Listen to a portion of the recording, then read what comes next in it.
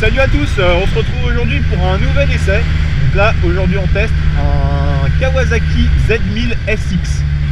Donc c'est la même que la Z1000 de base avec un gros carénage. Donc là elle est en... On va dire que maintenant c'est devenu un sport GT ou un roadster caréné comme vous l'entendez. Donc là c'est un modèle qui est de 2012. Donc il est en full. Donc c'est une moto qui fait 140 chevaux pour 12 mètres kg de couple. C'est vraiment le top sur route. On a un super agrément de conduite par rapport aux peu de kilomètres que j'ai fait. Là on fait un petit peu de ville pour voir ce que ça donne niveau angle de braquage. Les reprises. Donc là on est sur une Kawasaki. Ah putain, le moteur est vraiment génial. Donc là on est vraiment sur le renouveau de Kawasaki en 2012 où ça a été refait avec le cadre et châssis. On a quelque chose de très affûté. C'est plus les Z750 et les Z1000 qu'on avait avant où c'était un cadre poutre.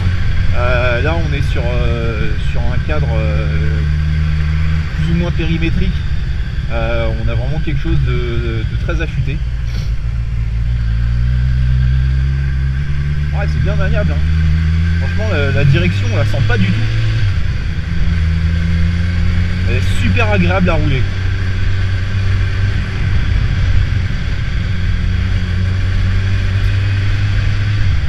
Donc elle est vraiment très souple. Le moteur est très onctueux. Là ouais, je tourne à demi-tour à 40 km/h. Si j'ouvre un peu, bon, ça repart mais tout de suite quoi. C'est assez impressionnant. Enfin c'est du Kawa, hein. C'est très expressif niveau moteur comparé aux autres. Donc là elle est sur le même segment que les FZ1, les Phaser, les dernières GSX 1000 carénées. C'est un petit peu sur le même secteur. Après sur du secteur on va dire plus sport GT, ça vise plus les VFR, les VFR 800, 1200, sur les bandits 1250, les bandits S. Donc là Kawa il avait un peu perdu ce secteur là sur la fin des années 2005-2006 où c'était avec le ZRX 1200 où c'était une sportive, c'était un roadster caréné pour faire du voyage. Ça a été abandonné pendant un petit moment et là ils nous ont refait ça en 2012 et ouais ils ont tapé juste, hein. Là on a un super cadre, super moteur, on a une bonne position de conduite, les rétros ils sont nickel, on voit pas ses coudes, on voit très bien derrière, très agréable et les bracelets surélevés, enfin les demi-guidons, on a vraiment une très très bonne position quoi. Malgré qu'elle fasse donc elle fait 230 kg la même air quand même, elle est très très agile. Je trouve que même à basse vitesse on se faufile très facilement entre les voitures. Et par contre ouais on a un moteur, on a un agrément de conduite dès qu'on lui tire un peu dessus. Alors lui en plus il a des demi-lignes Accra en carbone. Donc là on a un petit son très feutré, très sympa. Allez, je vous parle un peu plus des caractéristiques techniques à l'arrêt. C'est parti! Dans cette livrée noir et vert, la Kawasaki Z1000 SX en jette un max. Avec ses faux airs de ZX10R, elle se montre agressive mais néanmoins accueillante. Avec des lignes mélangeant angle et rondeur, elle ne laissera personne indifférente. Les équipements sont de qualité et laissent respirer la robustesse, mais aussi de la folie, à en constater par ses clignotants ressemblant plus à un iceberg qu'à des avertisseurs. Le tableau de bord est quant à lui très lisible et doté d'une jauge à essence, bien pratique pour les longs trajets. Et que dire de la sonorité du moteur?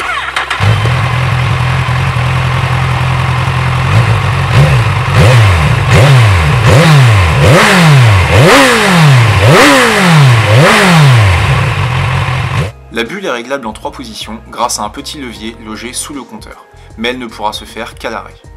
Pour compléter son apparat de voyageuse, une paire de valises et un top case sont disponibles chez Kawasaki. Très facile à poser et avec une contenance très correcte, elles vous permettront d'embarquer pas mal d'affaires. Alors on a un excellent frein moteur aussi, hein.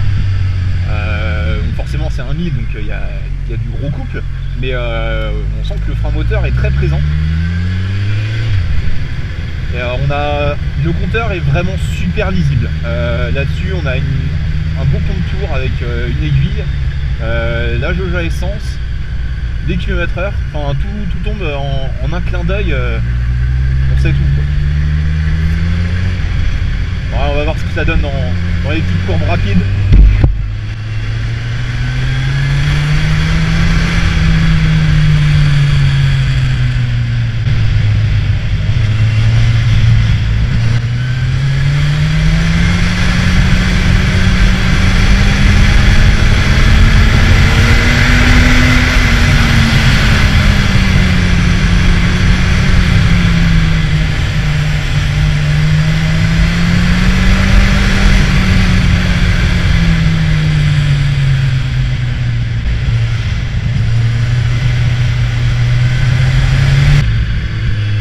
Alors en plus d'avoir un bon châssis, un bon moteur, on a un bon frein.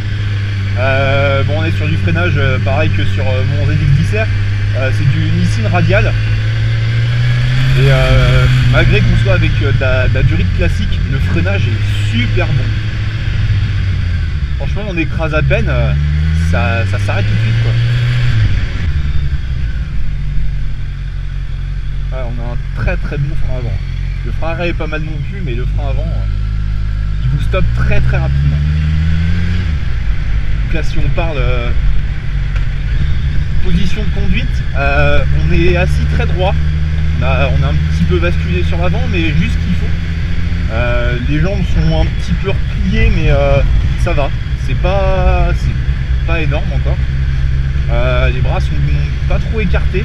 Non, on a une position qui est vraiment naturelle. Hein. Elle met très vite en confiance. Et tout tombe sous la main, quoi.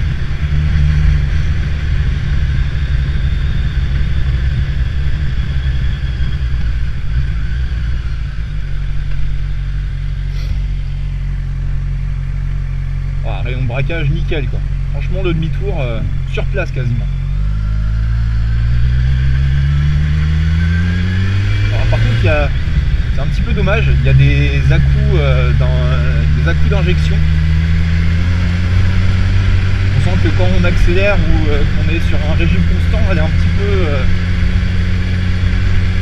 elle fait un peu des.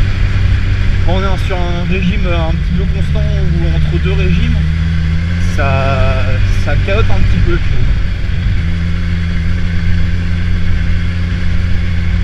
Ah, même là sur des bosses, franchement, on descend à peine quoi.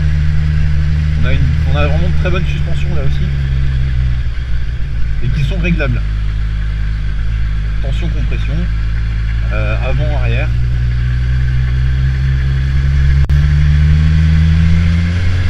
Non, elle est vraiment super comme mécane, très très joueuse, très sympa.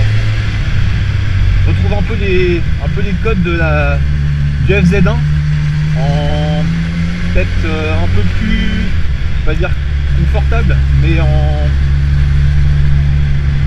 moins extrême au niveau position de conduite des bras, sur les bras et des jambes. On n'a pas de réservoir qui est très large, malgré que le réservoir il fait quand même une bonne contenance, hein, il fait 19 litres.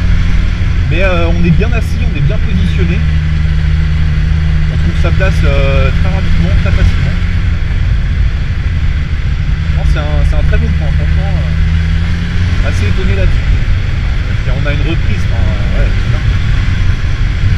On a juste besoin de tourner un petit peu la poignée et ça part tout de suite, quoi. Ah, c'est vraiment une très très bonne moto. Et, la bulle protège très bien. Enfin, je trouve qu'elle protège assez bien. Je suis 1m80, je suis assez grand.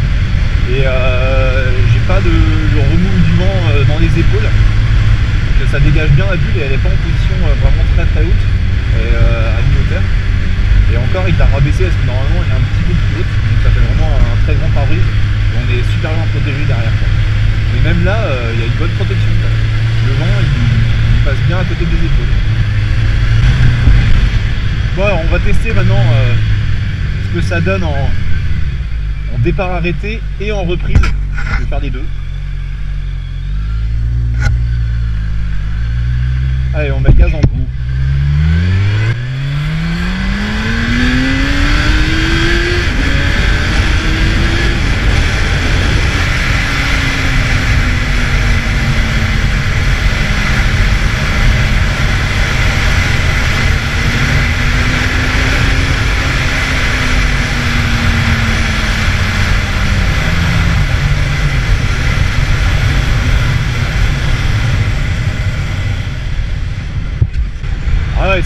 Ouais, ça marche quand même super bien.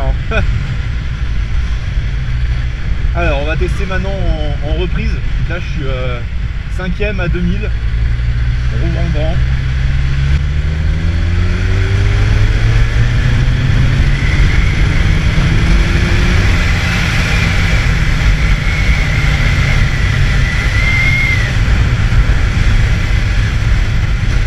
Ça marche quand même super bien. Même en 6ème, on a une très bonne retour.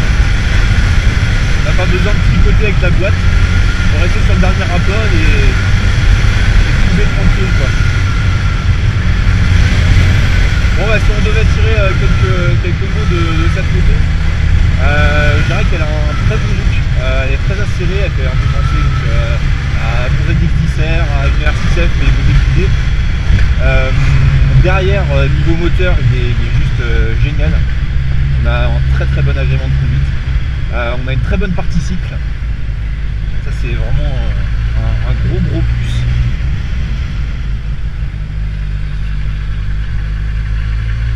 Et derrière, si je devrais mettre des petits points négatifs, je dirais les à-coups d'injection qui sont un petit peu présents à mi-régime, entre deux rapports. C'est un petit peu dommage. Et voilà le poids, parce que bon, elle fait quand même 230 kg, ça sent un peu, malgré qu'elle soit quand même faire ressentir qu'elle est légère, ça se ressent qu'elle fait son poids quand même. Et sinon, très bonne machine pour ceux qui veulent faire du duo et se faire plaisir aussi quand ils sont seuls. C'est un bon choix. Une bonne alternative avec les GSXL 6000 et les FZ1. C'est, je pense, un bon compromis. Donc voilà, j'espère que ce petit test vous aura fait plaisir et vous aura fait connaître cette moto.